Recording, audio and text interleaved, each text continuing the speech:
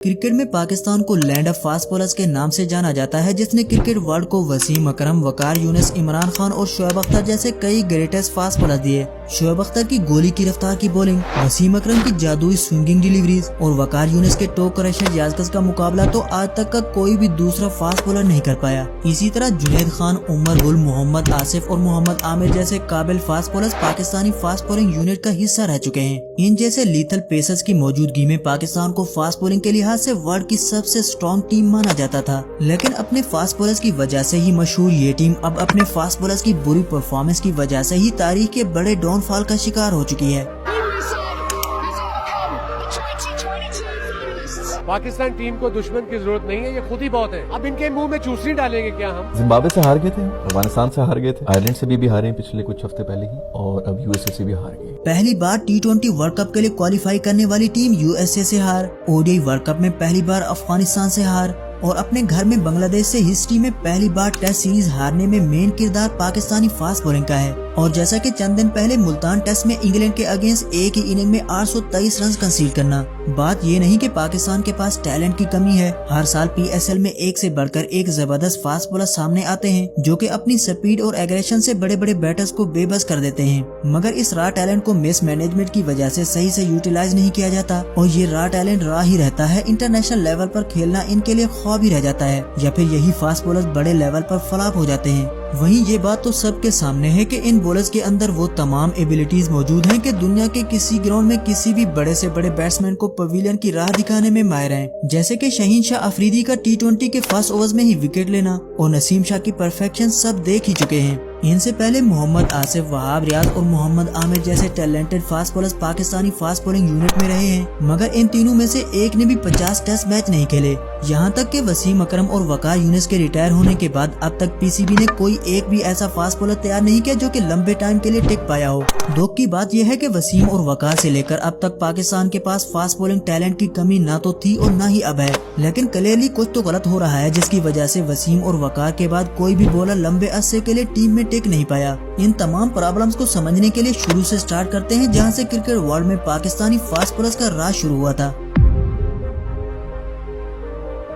پاکستان کی fast bowling legacy 1970s میں start ہوئی جب سرفراز نواز نے ریورس سوئنگ ایجاد کی۔ اس ڈسکوری نے فاسٹ بولنگ کو ہمیشہ کے لیے بدل کر رکھ دیا۔ سرفراز نواز کی اس ریورس سوئنگ نے ایسا امپیکٹ ڈالا کہ آسٹریلیا اور ویسٹ انڈیز کے بڑے بڑے پلیئرز کو ناکو چنے چبوا دیے۔ ایک ٹیسٹ میچ کی ایک ہی اننگ میں آسٹریلیا کے اگینسٹ 86 رنز کر 9 وکٹس بھی حاصل کی، جو کہ پاکستان کی طرف سے all time second best bowling figure in test innings ہے۔ صرف یہی نہیں، سرفراز نواز نے تو اپنے اس فن میں ایسی مہارت حاصل کی کہ انہیں آج فاسٹ بولنگ لیجنڈ کے طور پر جانا جاتا ہے۔ سرفراز نے پاکستان کو ٹیسٹ میں ایک مضبوط ٹیم تو بنایا ہی ساتھ اپنے انڈر ایک اور نوجوان پیسر بھی تیار کیا جسے دنیا آج عمران خان کے نام سے جانتی ہے۔ جی ہاں، the leader, all time best all rounder and the complete fast bowler mister Imran Khan, جس نے پاکستان کرکٹ کو بلندیوں تک پہنچانے میں مین رول پلے کیا۔ سرفراز نواز سے ریورس سوئنگ سیکھنے کے بعد عمران خان نے انڈیا کے اگینسٹ کھیلی جانے والی 6 میچز پر مشتمل ٹیسٹ سیریز میں 40 وکٹس حاصل کی۔ ایک اننگز میں تو انہوں نے 25 بالوں پر 5 وکٹس بھی حاصل کی۔ یہاں سے عمران خان نے پاکستانی پیسرز کی ٹریجیکٹری کو ہمیشہ کے لیے بدل کر رکھ دیا۔ اس کے بعد کیپٹن عمران خان ایک ان نون فاسٹ بولر کو ٹیم میں لے آئے جسے دنیا آج سوئنگ کا سلطان وسیم اکرم کے نام سے جانتی ہے، اور پھر پاکستان کرکٹ میں انٹری ہوئی ایک اور فاسٹ بولر وقار یونس کی۔ وسیم اور وقار نے تو پاکستان کرکٹ کو ٹوٹلی چینج کر کے رکھ دیا۔ ان کی ہائی پیس، سوئنگ اور ویریشنز نے پاکستانی بولنگ اٹیک کو دنیا کا سب سے خطرناک بولنگ اٹیک بنا دیا، جنہیں دنیا کا ہر بلے باز فیس کرنے سے گھبراتا تھا۔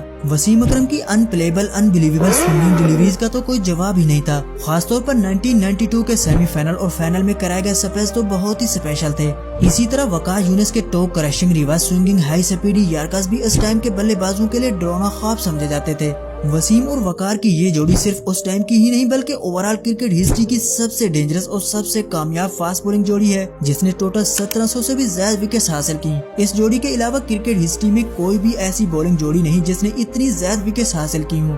بعد میں وسیم اور وقار کو جوائن کیا the fastest bowler of all time the Rawalpindi express Shoaib Akhtar نے۔ انگلینڈ کے اگینسٹ ان کی کرائی گئی 161.3 کلومیٹر پر آور کی رفتار کی اس ڈیلیوری کا ریکارڈ نہ تو آج تک کوئی توڑ پایا اور نہ ہی کوئی توڑ سکتا ہے۔ यही वो दौर था जहां से पाकिस्तान को लैंड ऑफ फास्ट बॉलर्स कहा जाने लगा। इन्हीं फास्ट बॉलर्स की वजह से पाकिस्तान ने क्रिकेट का सबसे इम्पोर्टेंट इवेंट 1992 का वर्ल्ड कप जीता। 1990s के उस टाइम पर पाकिस्तान बॉलिंग अटैक में क्रिकेट हिस्ट्री के 4 बेस्ट फास्ट बॉलर्स वसीम अकरम, वकार यूनिस, इमरान खान और शोएब अख्तर मौजूद थे। यहीं से पाकिस्तानी टीम में फास्ट बॉलिंग हद से ज्यादा प्रमोट हुई। इन प्लेयर्स ने ऐसी लेगेसी क्रिएट की कि हर न्यू आने वाले प्लेयर का एम यही होता था कि वो इन जैसा पेसर ही बने, जैसे हर कोई इमरान खान बनना चाहता था या फिर वसीम अकरम, और इसी तरह वकार यूनिस या फिर शोएब अख्तर बनना हर नए आने वाले खिलाड़ी की ख्वाहिश होती थी। Bowler, Wasim Akram by a mile. So one guy who I felt if I walked out the bat after scoring 400, he would put me in some trouble, and it was Wasim Akram. Wasim, Waqar and Shoaib. So rate that as one of the all-time best bowling attacks. I never faced Shoaib Akhtar, and he looked, even at the later stages of his career, he looked very lethal. तो वो देख के मुझे लगा यार ये जब peak पे बॉलिंग करते होंगे तो मतलब ऐसा ही लगता होगा कि दूसरे एंड पे। इसके बाद लातादाद टैलेंटेड फास्ट बॉलर सामने आए, जैसे कि Mohammed Shami, the limited over specialist Umar Gul, the magician Mohammad Asif, one of the best fast bowler Mohammad Aamir, champions trophy 2017 के हीरो हसन अली, इनके अलावा जुनैद खान और कई दूसरे ऐसे जबरदस्त फास्ट बॉलर्स। इन प्लेयर्स ने अपनी परफॉर्मेंस से सबको इंटरटेन तो किए रखा, मगर इनके पीछे कुछ प्रॉब्लम्स भी जरूर थी। इस टाइम पीरियड में ना तो कोई अच्छी बॉलिंग जोड़ी देखने को मिली और ना ही कोई ऐसी खातिर खा लॉन्ग टर्म लीडरशिप मिली जो इन्हें कंट्रोल करती और सही से गाइड करती। जिस तरह ये फास्ट बॉलर्स दुनिया के सामने आते उतने जल्दी ही गायब हो जाते। Scandals, How far was that? Contract issues, injuries, इसके अलावा और भी गलत चीजें। 1990s के टाइम पर जो लीडरशिप पाकिस्तान के पास थी उस जैसी आज तक नहीं मिल सकी। ऑनेस्टली स्पीकिंग पाकिस्तान के पास बेहद टैलेंट तो मौजूद है, मगर पीसीबी को मालूम नहीं कि इन्हें सही से यूटिलाइज कैसे करना है। ना तो इन्हें मुश्किल टाइम पर बैक किया जाता है, न ही इन्हें इंजरी से बचाने के लिए कोई खास प्लानिंग की जाती है, और न ही इन्हें लंबे टाइम तक टीम में टिकने दिया जाता है। किसी भी टीम की प्लेयर्स को बनाने के पीछे कमिटमेंट का सही पता तब चलता है जब ऐसे प्लेयर्स को ज्यादा से ज्यादा टेस्ट मैचेस में इंक्लूड किया जाता है। क्रिकेट के इस फॉर्मेट ने मॉडर्न डे क्रिकेट में मोस्ट एक्सपीरियंस बॉलर्स पैदा किए, जैसे कि डेव स्टेन, जेम्स एंडरसन और ग्लेन मैकग्रा। वहीं पाकिस्तानी टीम में देखें तो 2003 से अब तक कोई एक बॉलर भी लंबे अरसे के लिए कंसिस्टेंटली बॉलिंग लाइनअप में टिक नहीं पाया। इनफैक्ट इसी दौरान एक भी पाकिस्तानी बॉलर ऐसा नहीं देखा गया जिसे 50 टेस्ट मैचेस खेलने दिया गया हो। इसी सेम टाइम पीरियड में इंडिया के पास है 3 फास्ट बॉलर्स, ऑस्ट्रेलिया के पास है 5 फास्ट बॉलर्स, न्यूजीलैंड के पास 3, साउथ अफ्रीका के पास 5 फास्ट बॉलर्स और इंग्लैंड के पास हैं 4 ऐसे फास्ट बॉलर्स जिन्होंने 50 से ज्यादा टेस्ट मैचेस खेले।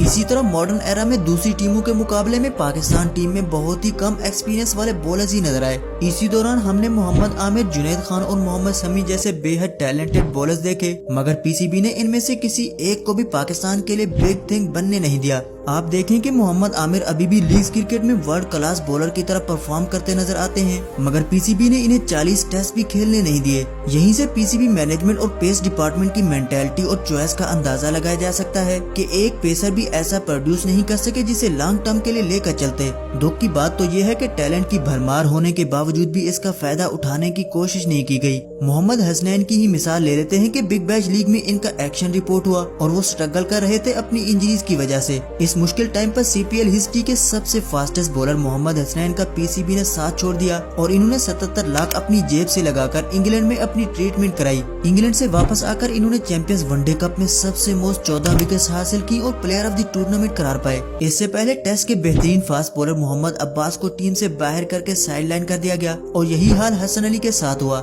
ऐसा ही एक और केस भी है कि इमर्जिंग फास्ट बॉलर एहसानुल्लाह ने 2023 की पाकिस्तान वर्सेस न्यूजीलैंड सीरीज में एल्बो पेन की शिकायत की, बट मेडिकल टीम ने इनिशियल स्कैन के बाद इन्हें फिट करा दिया। ये बॉलिंग करते रहे और बाद में जब एक्स्ट्रा स्कैन किया गया तो इनकी एल्बो फ्रैक्चर थी। जब इन्वेस्टिगेशन हुई तो मेडिकल टीम के डायरेक्टर रिजाइन करके साइड पर हो लिए, यानी एहसानुल्लाह का करियर ही खतरे में पड़ गया सिर्फ और सिर्फ पीसीबी की वजह से। इंजरीज मिस मैनेजमेंट के अलावा 2023 में प्लेयर्स ने रिपोर्ट किया कि इन्हें 5 महीनों से पेमेंट नहीं दी गई, यहाँ तक कि इसी दौरान 2023 का वर्ल्ड कप भी खेला जाना था। जब आप अपने प्लेयर्स को पे नहीं करेंगे तो साफ जाहिर है कि आपके बेस्ट प्लेयर्स को पैसा कमाने के लिए दुनिया की लीग्स में धक्के खाने पड़ेंगे। फिर यही प्लेयर्स ओवरलोड की वजह से मेन टाइम पर इंजरी का शिकार हो जाते हैं। 2022 के T20 वर्ल्ड कप के फाइनल में शाहीन शाह अफरीदी की इंजरी को कौन भूल सकता है। अगर उस टाइम पर शाहीन शाह अफरीदी इंजर्ड न होते तो शायद रिजल्ट कुछ और होते। इस वक्त पाकिस्तान के तीनों मेन पेसर शाहीन शाह, नसीम शाह और हारिस रऊफ फिट हो चुके हैं और टीम में वापसी भी कर चुके हैं और दुनिया अभी भी इस ट्रायो से डरती है। अगर सही से इनकी केयर की जाए, सही से मैनेज और यूटिलाइज किया जाए तो पाकिस्तान दोबारा से फास्ट बॉलिंग में सबसे बेस्ट टीम बन सकती है।